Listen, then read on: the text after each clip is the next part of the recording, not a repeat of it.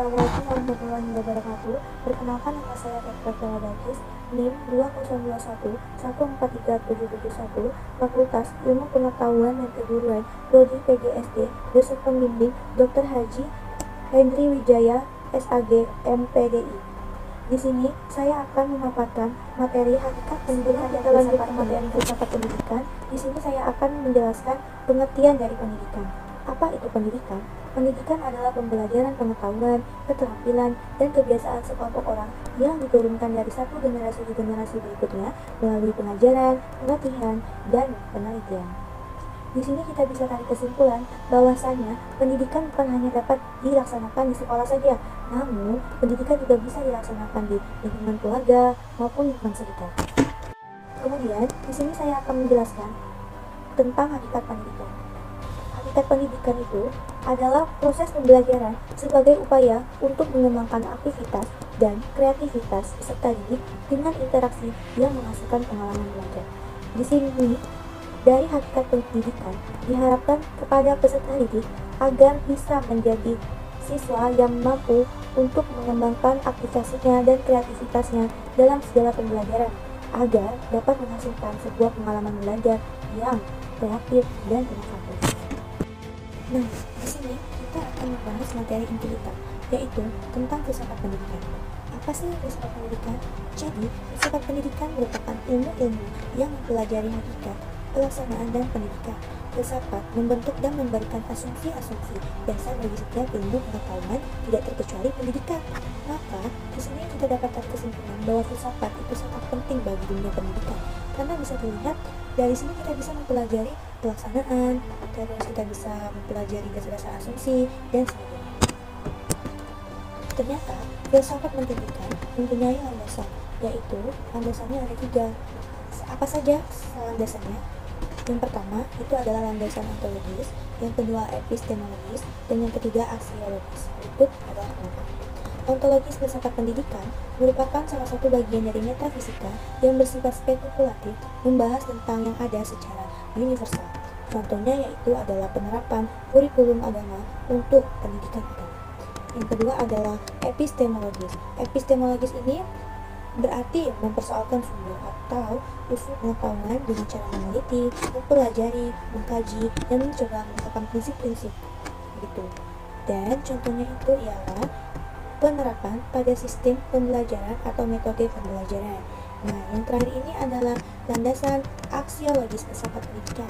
Aksiologi filsafat pendidikan ini adalah cabang dari filsafat yang membahas dari nilai dan perilaku kebaikan. Contohnya itu ialah penerapan pembelajaran ilmu moral dan nilai pada lingkungan sekolah. Setelah kita singgung tentang pengertian filsafat pendidikan tadi dan beberapa landasannya tadi, di sini saya akan menjelaskan hubungan hakikat pendidikan dengan filsafat pendidikan. Sudah dijelaskan di pertama tadi bahwa filsafat pendidikan itu sangat penting bagi sistem pendidikan kita. Ya, di sini saya akan menjelaskan pengertian dari filsafat. Ya, jadi filsafat itu merupakan salah satu cara pendekatan yang digunakan oleh para ahli untuk membicarakan sebuah problematika atau sebuah masalah. Jadi dalam sebuah pendidikan filsafat itu juga sangat berpengaruh. Yang sudah saya bilangkan tadi itu dia itu sangat berperan penting juga dalam dunia pendidikan, karena dia juga sebagai arahan kepada pendidik dan mengembangkannya sebagai satu teori pendidikan yang baru. Seperti itu contohnya tadi penerapan pada kurikulum, penerapan pada nilai dan moral, seperti itu.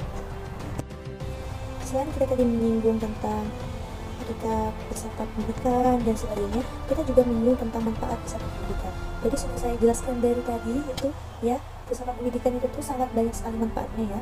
Jadi di sini saya akan memaparkan sekali lagi manfaat dari filsafat pendidikan. Jadi manfaat filsafat pendidikan itu sebagai berikut. Yang pertama, menjadi salah satu landasan dalam perkembangan ilmu pendidikan. Jadi filsafat itu sangat membantu para peneliti dan juga terlibat dalam mengembangkan dan menyempurnakan ilmu pendidikan yang sudah ada. Jadi kita merevisi kembali seperti itu, memperbaiki kembali, bukan memperbaiki sih, memperbagus kembali seperti itu apa yang telah dilakukan oleh pakar atau ilmuwan yang terdahulu. Terus yang kedua adalah menjadi landasan dari kebijakan mengenai program pendidikan. Nah, di sini adanya perundang-undangan yang menetapkan suatu kebijakan pendidikan nasional.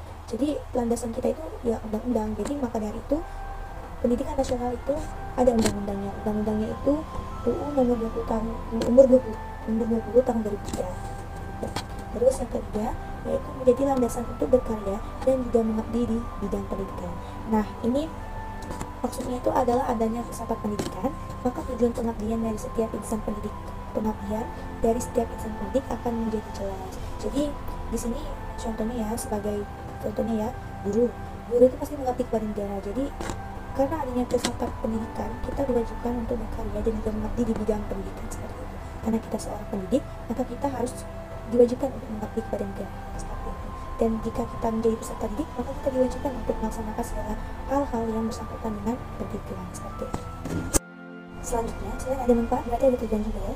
Jadi tujuan filsafat pendidikan itu ada 4. Yang pertama, menjadikan seseorang sebagai manusia lebih mendidik serta mampu membangun diri sendiri. Nah, di dalam sebuah pendidikan filsafat itu ya, kita diajarkan menjadi sosok manusia yang bisa mendidik diri sendiri, yang mampu memotivasi diri sendiri, yang mampu berasumsi dengan diri sendiri seperti itu. Jadi kita itu sebagai manusia, sebagai insan ya, bisa berpikir lah bagaimana caranya agar hidup kita ke depannya itu lebih baik seperti itu. Terus yang kedua adalah mendorong untuk dapat menjadi orang yang bisa berpikir sendiri. Nah, tadi sama yang dengan yang di pertama tadi, kita dipaksa untuk berpikir sendiri. Ya, saya juga masih tahap seperti itu ya. Bukan berarti saya menggurui, tapi ya kita sama-sama belajar, sama-sama belajar untuk berpikir, sama-sama belajar untuk menjadi yang lebih baik seperti itu. Terus yang ketiga, memberikan dasar pengetahuan, pandangan yang sintesis sehingga seluruh pengetahuan menjadi kesatuan. Dan yang terakhir, itu memberikan dasar-dasar ilmu pengetahuan. Itu saja dari saya. Sekian itu dari presentasi materi saya. Mohon maaf jika saya tadi ada sedikit menggurui. Kita sama-sama belajar. Dan mohon maaf tadi agak berbeda sedikit karena tadi saya buru-buru. Mohon maaf jika ada salah kata atau salah materi.